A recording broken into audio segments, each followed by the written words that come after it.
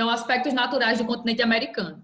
Aqui a gente tem um mapa, que eu já estava falando sobre ele na última aula, um mapa do continente americano, falando sobre, obviamente, aspectos naturais. Aqui a gente vai ver que consegue perceber, através desse mapa, que o continente americano, ele é um vasto continente, ele tem uma grande extensão aí territorial, principalmente no sentido norte e sul, né? Ele é um grande continente, ele é o segundo maior continente do mundo, como eu já falei, e tem suas terras, tanto localizadas no hemisfério norte quanto no hemisfério sul, né? Porque ele é cortado aqui pela linha do Equador. Então eu tenho dois fatores aqui que vai, de certa forma, contribuir para a grande diversidade natural dos aspectos naturais do continente. Eu tenho um continente muito grande no sentido norte e sul, né? Eu tenho uma grande extensão territorial. A gente tem aqui também terras tanto localizadas no hemisfério norte quanto no hemisfério sul. E esses dois fatores vão contribuir para quê? Vai contribuir para que a gente encontre dentro desse continente grande diversidade, variedade de climas, de solos, de relevo, de hidrografia, enfim. A gente vai ter aqui dentro do continente americano uma grande variedade desses fatores, desses elementos naturais, que de certa forma corrobora, como é que eu posso dizer? Facilita ou pode até dificultar em alguns momentos a ocupação do ser humano em determinadas áreas. Então, a gente vai ver que a ocupação do ser humano aqui na América vai ter tudo a ver com o relevo, com a hidrografia, com o clima do local, né? Áreas que são muito povoadas, consequentemente, são áreas ali que permitem a ocupação, tipo, tem rios próximos, ou então o clima é favorável para a ocupação, ou então o relevo não é tão alto, por exemplo. A gente vai ver que tem alguns locais aqui no continente americano que não são muito ocupados, locais que não são muito ocupados, e tem tudo a ver com as condições naturais. Por quê? Porque as condições naturais de relevo, clima, hidrografia, né, e outros elementos naturais são extremamente importantes no quesito de ocupação do território. A gente ocupa espaços que é possível ser ocupados, que são possíveis serem ocupados. É claro que você não vai morar no topo de uma montanha, porque geralmente, né, as pessoas não procuram morar no topo de uma montanha. Por quê? Porque as condições ali climáticas, do relevo, né, o tipo do solo, muitas vezes, as condições ali da vegetação não são tão favoráveis, né, para a ocupação humana. Então, a gente vai ver que os aspectos naturais. Por que a gente estuda aspectos naturais do continente americano, ou do continente europeu, ou do continente africano? Por que a gente estuda? Tem que estudar. Tem que entender pelo menos um mínimo aí de relevo, tem que entender um mínimo aí de hidrografia. Quando eu estou falando de hidrografia, eu estou falando de quê? Hidrografia das águas, né? Rio, onde tem lago, onde tem lagoa, onde tem mar, enfim.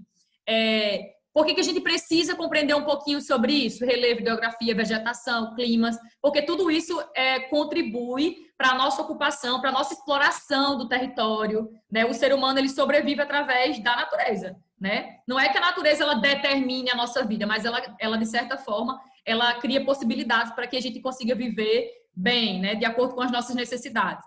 Então, é por isso que a gente estuda os aspectos naturais. E é extremamente importante para entender ao longo da história, fazendo uma ponte aí com a disciplina de história, né?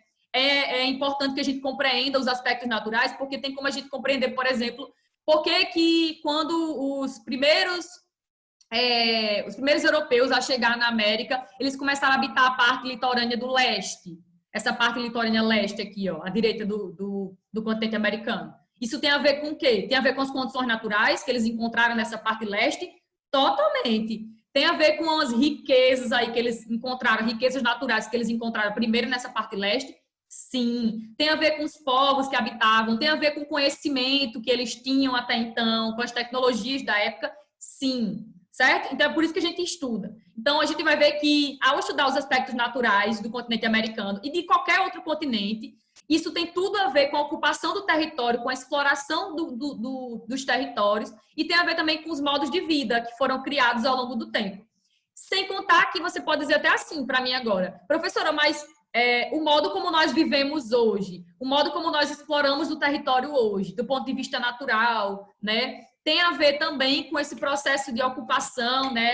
Há muito tempo? Sim, tem a ver. Porque o modo de vida é um processo histórico, né? A gente não criou, não surgiu do nada um modo de vida, não. Uma organização social, econômica, exploratória, não surgiu do nada. É um processo histórico. Então, esse processo histórico de ocupação do território, da formulação, da elaboração, da concretização de um modo de viver, tem tudo a ver com as condições naturais do território. Então, não tem como você falar, por exemplo, surgimento de uma cidade no interior do Rio Grande do Norte, Caicó. Quando a gente fala do surgimento de uma cidade, da criação de uma cidade, enfim, a gente tem que interligar também com os aspectos naturais. Não é isso? Sempre, sempre. Então, é por isso que a gente vai estudar um pouquinho sobre os aspectos naturais do continente americano. Alguém falou no bate-papo? Fui eu, porque o meu deu uma travada aqui. Oh, God. Olha aí se é a sua internet. Foi só o meu? Alguém fala aí? Travou minha voz? Não, o meu também travou muito e ficou uns 10 segundos assim, travado. Travou, ficou tipo uns segundos aí, sem falar. O meu não. O meu Ok. ficou não. Ficou não? Então, acho que é a internet aí de algumas pessoas. Pode ser. Foi muito engraçado, ficou paralisado, depois voltou do nada. Travou tudo, sua voz, o vídeo. Deu bugado, então. Mas vocês estavam entendendo direitinho? Eu estava falando da importância da gente compreender os recursos naturais, tipo assim, estudar um pouquinho sobre hidrografia, relevo, clima, vegetação, para compreender o processo de ocupação do território na América. Mas não só na América, em qualquer canto que você tiver. Então, quando você estiver estudando, por exemplo, a história de Caicó, o surgimento, a criação da cidade de Caicó, você sempre vai ter que relacionar com os aspectos naturais, porque as pessoas sobrevivem, de certa forma, dos elementos da natureza, né? Da água, o clima, ele favorece a nossa ocupação, a vegetação, a maior ou a menor presença da vegetação vai favorecer também, a altitude do relevo, né? A altura do relevo vai favorecer ou não também a nossa ocupação, e por aí vai. Por isso que a gente estuda. Deixa eu ver se falta falar mais alguma coisa sobre isso. Então, falar sobre relevo agora. Esse segundo tópicozinho que tem aqui no livro de vocês, ó, relevo. Vamos lá. Existem 4 tipos de relevo, né, que são bem predominantes no continente americano. 4 grandes unidades do relevo. É claro que quando a gente estuda relevo é o quê? São as formas variadas da superfície terrestre, que a gente pisa, que a gente vive, sobrevive. Nós, de certa forma, sobrevivemos desse relevo. O relevo é extremamente essencial para a ocupação humana, nosso modo de vida. Então, imagine, relevo significa dizer as formas variadas da superfície terrestre. Nós temos no mundo 4 tipos de macro-relevo. Macro quer dizer grande, grandes formas de relevo. Nós temos 4 grandes formas de relevo no mundo. Montanhas, planaltos, planícies e depressões.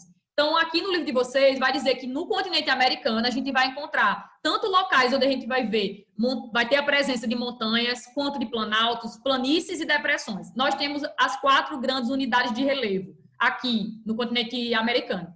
Mas a gente também tem outras pequenas unidades de relevo, certo? A gente também vai encontrar outras unidades de relevo que a gente vai chamar de micro-relevo. Mas agora eu quero que a gente vai estudar só apenas essas 4 grandes unidades de relevo, certo? Vamos ver aqui onde é que vai ter a predominância de montanhas, onde vai ter a predominância aqui de planaltos, de planícies e de depressões no continente americano. Dessa forma, vocês vão perceber também um pouquinho sobre o relevo brasileiro, já que o Brasil faz parte do continente americano, né? No Brasil, a gente vai encontrar 3 grandes unidades do relevo. Não vai ter a presença de uma, né? Vamos falar já qual seria essa daí. Mas vamos lá. Uma coisa que a gente precisa compreender é que o relevo ele é crucial para a ocupação do espaço. E isso quando a gente estiver falando da presença, tipo, das primeiras ocupações de europeus aqui na América, a gente vai se remeter a essa questão do relevo também. Então, vamos lá. Nessa parte, a gente vai dividir aqui o continente americano em basicamente 3 grandes partes, né? Que seria a costa oeste à esquerda, né? Aí a parte leste, à direita, e a parte central do continente. A parte central de tudo. Estou falando tanto da América do Norte, quanto da América Central e da América do Sul. Então, vamos dividir aqui o continente americano em 3 grandes partes e falar do relevo dessas 3 grandes partes. Tanto da parte oeste, à esquerda, aqui, essa parte mais escura, tanto da parte central, quanto da parte leste, à direita, aqui, ó. Uma coisa que vocês precisam entender também, quando a gente fala de relevo, é que não tem como estudar relevo se a gente não compreende a altitude de um relevo. A altitude seria o quê? A distância em relação ao nível do mar, não é isso? hipoteticamente, para vocês entenderem melhor, eu vou dizer que é isso, que fica mais fácil vocês entenderem. Sempre quando você vai saber altitude de um relevo X, Y, Z, você sempre vai ver o quê? A altura desse relevo, a altura dele. O relevo é muito, muito alto, tem lá 5.000 metros de altitude. Possivelmente esse relevo é uma montanha, certo? Tal relevo apresenta-se muito baixo, muito próximo de 0 metros. Então, possivelmente, ele pode ser uma planície, né? Ou ele pode ser também uma depressão. Mas você consegue perceber através da altitude do relevo, da altura do relevo, pelo menos dá uma indireta para a gente, ou até uma direta, do que seria aquele tipo de relevo. Se é um planalto, se é uma planície, se é uma depressão, se é uma montanha. Aí, olhe para aqui. Esse mapa, ele está mostrando um dos aspectos dele, é demonstrar para a gente um pouquinho sobre o relevo, né? Aí, olhe para essas cores. Está vendo que a legenda do mapa, ele vai especificar para a gente, ela vai especificar um pouquinho sobre o relevo, a altitude do relevo, e ela está em cores. Geralmente, a legenda do mapa, ela vem em cores ou símbolos. Essa daqui está em cores. E cada corzinha dessa vai representar o quê? Uma altitude do relevo, né? Uma altitude. Por exemplo, quanto mais forte a cor, mais próximo aí do marrom escuro, significa dizer que esse relevo ele é mais o quê? Mais elevado, tem maior altitude ou menor altitude? Maior altitude. Maior altitude. Quanto mais forte a cor aqui, ó, no mapa da América, significa dizer que esse relevo é mais alto. Ou seja, possivelmente seriam o quê? Territórios de montanhas. Seriam montanhas, exatamente, montanhas. Professora, então quer dizer que as maiores montanhas, as maiores elevações do terreno no continente americano vão se encontrar na parte oeste do continente? E aí? Está na parte oeste, está na parte central ou está na parte leste? Oeste, né? Oeste. Repare, está mais escura a parte oeste. Aí, outra coisa que eu quero que vocês evidenciem aqui nessa parte oeste. Por que, professora, as maiores altitudes do continente americano se localizam na parte oeste? Tem alguma explicação física para isso? Alguém sabe me dizer? Como é que se formam montanhas? Ai, calma. Como é que se forma uma montanha? Uma grande elevação do terreno. Montanhas, elas se caracterizam por terem grandes elevações. Se caracterizam por grandes movimentos orogenéticos. Vixe, professora, orogenético, isso é um palavrão, é? Grandes elevações do terreno, certo? As placas tectônicas... Sim, é do negócio das placas tectônicas. Isso. Que se chocam. Uma montanha, ela se forma através do choque das placas tectônicas, né? Principalmente o choque das placas tectônicas convergentes. Quando as placas tectônicas colidem na mesma direção, tipo, uma placa se choca com outra, mas na mesma direção. Olha aqui para minhas mãos, ó. Quando elas se chocam assim, ó, no mesmo sentido, uma em relação à outra. Como um carro estivesse batendo o outro na mesma direção, frente em frente, quando duas placas tectônicas elas convergem, é porque elas se chocam uma em relação à outra na mesma direção. Esse choque das duas placas tectônicas fazem com que uma das placas tectônicas, geralmente a mais pesada, a mais densa, ela retorne para o manto terrestre, para a área mais quente, ou seja, para a parte interna do nosso planeta, e a menos densa, ela fica na superfície e ela vai ser comprimida. Ao ser comprimida, uma parte dela vai ser fraturada, o magma vai subir, digamos assim, vai soerguer, vai chegar até a superfície. O magma seria o quê? Vocês sabem o que é magma, né? A lava vulcânica e tal, pronto. O magma, ele sobe, resfria e aquela área vai ser soerguida, né? Vai ser aumentada, digamos assim. Vai se formar ali uma cadeia de montanhas. Nessa parte oeste aqui, ó, a parte mais alta do continente americano, é onde a gente vai encontrar cordilheiras. O que seria uma cordilheira, professora? Cordilheira seriam conjuntos de montanhas. Uma cordilheira não significa dizer que é só uma montanha, não é. É um conjunto de montanhas. Uma cordilheira significa dizer várias montanhas ali próximas, umas em relação às outras. Dentro dessa parte oeste do continente, que é onde eu já falei, vai ter a parte onde a gente vai encontrar as maiores altitudes do relevo no continente americano. Toda essa faixa aqui de terra vai ser faixas de terras onde a gente vai ter colisão de placas tectônicas, né? Tanto nessa parte da América do Norte, quanto na América Central e quanto na América do Sul, a gente vai ter aqui choques de placas tectônicas se chocando na mesma direção, no movimento que a gente chama de convergente. Quando as placas se chocam na mesma direção, esse movimento de placa é chamado de movimento convergente. Oi, João Vitor, pode falar, levantou a mão aí? E também na parte oeste é onde predomina mais bicos. Mais picos, exatamente. Exatamente por quê? Porque é onde a gente vai encontrar as maiores montanhas, maiores altitudes do relevo. Exatamente. Inclusive, o pico mais alto do Brasil, ó, tá aqui, ó. Não sei se vocês dão para ver aí, o Pico da Neblina, 2.994 metros, tá vendo? Já praticamente Ana na fronteira aqui do Beatriz, Brasil com... Oi? aí essas placas convergentes que se jogam na mesma direção são desse modo que vai ter as montanhas mais altas? Exatamente, as mais altas. Professora, Aí as existe que dois não tipos se de chocam na montanha. mesma direção. Oi? As que não se chocam na mesma direção. Aí, geralmente, podem ser formadas placas... Peraí, desculpa. Podem ser formadas montanhas também no movimento divergente de placas. Mas, geralmente, esse movimento divergente de placas que vai originar montanhas, ocorre no fundo dos oceanos. Professor, quer dizer que no fundo do oceano também tem montanha? Tem montanha. Porque as placas tectônicas, elas divergem. Divergir é tipo uma placa e outra se separar no sentido contrário. Convergente é no mesmo sentido. Olha para as minhas mãos, ó. Convergente é quando as placas se chocam na mesma direção, no mesmo sentido. Divergente é quando elas divergem, obviamente. Elas se afastam uma em relação à outra, em movimentos contrários, ó. Tá vendo? Quando elas se afastam em sentidos contrários, abre uma fenda, né, digamos assim, um rift, uma fratura, o magma sobe, resfria e se forma ali uma cadeia de montanhas também. Ou uma nova crosta terrestre. Uma parte da nossa crosta que a gente pisa, nós vivemos sobre a crosta. A camada da Terra que a gente vive sobre ela é a crosta. Essa camada externa, sólida, a gente planta, que a gente vive sobre ela, certo? Quando as placas tectônicas divergem em sentidos contrários, o magma sobe, né, e resfria. Pode se formar uma nova crosta, que pode dar origem a essa nova crosta, por exemplo, no fundo do oceano. Mas na superfície, a gente tem formação de montanhas, geralmente montanhas no sentido convergente, certo? Convergente. Que a gente vai chamar, lá no Tá ensino bom. médio, vocês vão entender isso melhor, que é o movimento orogenético. Quando as placas tectônicas, elas se chocam no sentido horizontal, por isso que é chamado de orogenético. Horizontal deitado, né? Ela se choca no sentido horizontal. Dá para entender isso? Romênio. Dá. Pronto. Ana, Oi. mas tipo esse negócio aí que você explicou, que ocorre debaixo das águas, se acontecesse na Terra, ele pode se abrir uma crosta, né? Pode se formar o quê? Uma rocha?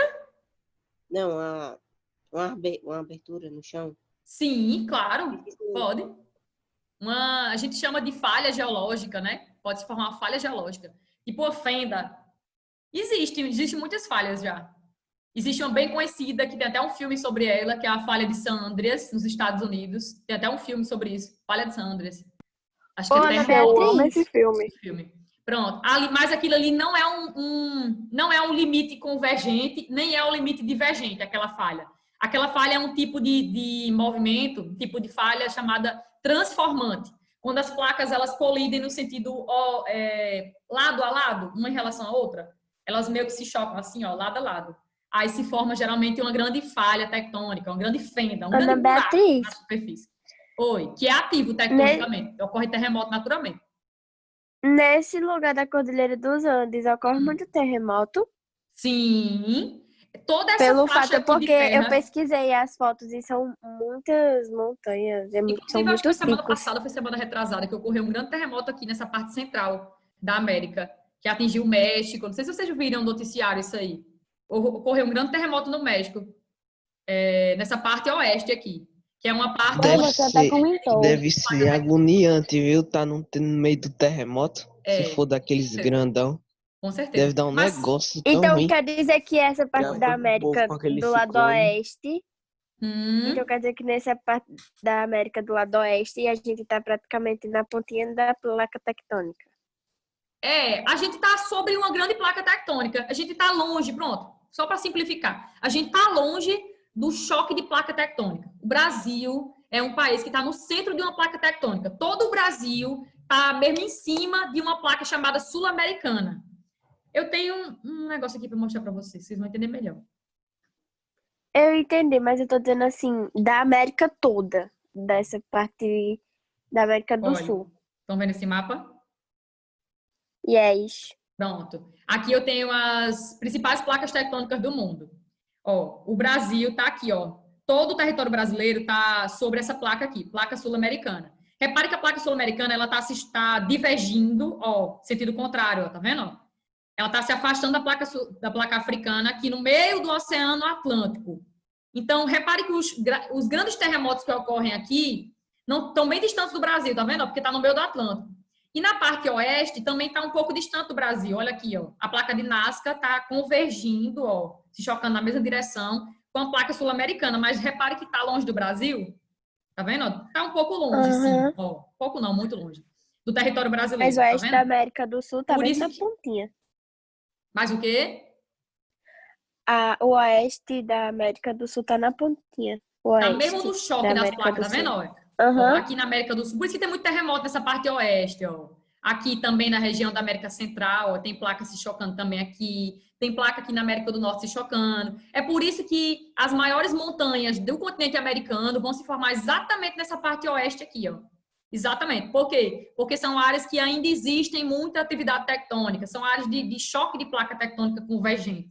Professor, então quer dizer que uma área de montanha, geralmente são áreas ainda muito ativas tectonicamente, onde tem montanha, principalmente essas montanhas altas que a gente tem hoje em dia. São áreas que ainda ocorrem muitos terremotos? Sim, exatamente. Porque áreas de montanha são áreas ainda muito ativas. Montanhas são um tipo de relevo que está sempre em formação, digamos assim. Ela não se acaba do nada. Ela está sempre em formação. Por quê? Porque ela está numa área ali de choque de placa tectônica. As placas estão se movimentando. Vixe, a Mara está entrando agora. Foi só o meu que deu uma travada. Eita, bexiga. Travou de novo, Itauana? Não, travou não. Foi naquela hora que eu tinha tudo mandado o bate-papo. Apareceu agora o bate-papo para mim. É verdade. Tem umas vezes que deu uma travada grande. Foi? Eu, hein? Ô, Ana Beatriz, quando você falou das placas divergentes em sentido contrário, eu pensei em iceberg. Oh, God! Nada a ver, nada a ver. Sim. Ai, meu Deus, eu lembrei de outra coisa agora. Oh, God. Não tem nada a ver, viu? Com aquilo que ela tá falando. Sim, pronto. Então, entenderam por que essa parte oeste aqui é a parte mais ativa tectonicamente, mais ativa, tem mais terremoto, por quê? Porque é uma área de limite de placa, né? De choque de placa. Então, aqui a gente vai sempre ter grandes... Sempre não, mas pelo menos até a gente existir nesse planetinha, nós vamos saber de muitas notícias aí de terremotos nesse local. Professora, por que você disse que sempre não? Porque as placas tectônicas estão sempre se movimentando. E elas estão se separando umas em relação às outras. Então, quer dizer que vai chegar um novo momento aí da Terra de Pangeia, tipo assim, de juntar todas as terras de novo, formar um supercontinente? Sim. Já existiram várias Pangeias no decorrer da história do nosso planetinha. Pangeia seria o quê? A reunião de todos os continentes formando um sol. As placas tectônicas nunca deixaram de se movimentar, né? O que dá origem aos continentes é a movimentação das placas tectônicas. O que afasta um continente do outro é a movimentação das placas tectônicas, certo? Então, até o final da nossa vidinha aqui nesse planetinha, a gente vai ter aqui diversos tipos de terremotos, sim, porque são áreas de encontro de placa tectônica, né? Então, as maiores altitudes do relevo no continente americano vão se localizar exatamente na parte oeste. Por quê? Por causa do choque de placas tectônicas. E são áreas de grandes montanhas, né? Eu tenho aqui cordilheiras. Professora, cordilheira é o quê? Um conjunto de montanhas. Não é só uma única montanha, são várias montanhas. E vocês vão perceber que existe montanha tanto desde o Alasca, desde o Alasca que pertence aos Estados Unidos, no hemisfério norte, na América do Norte, quanto existe montanha até essa partezinha aqui ao sul, pegando o Chile, tem montanha. Pegando um território aí de mais ou menos uns 15 mil quilômetros, né, de áreas montanhosas. De norte a sul do continente americano, a gente vai ter a presença nessa parte oeste de montanhas. Professora, essas montanhas, elas são grandes montanhas, tipo assim, tem altas altitudes? Sim.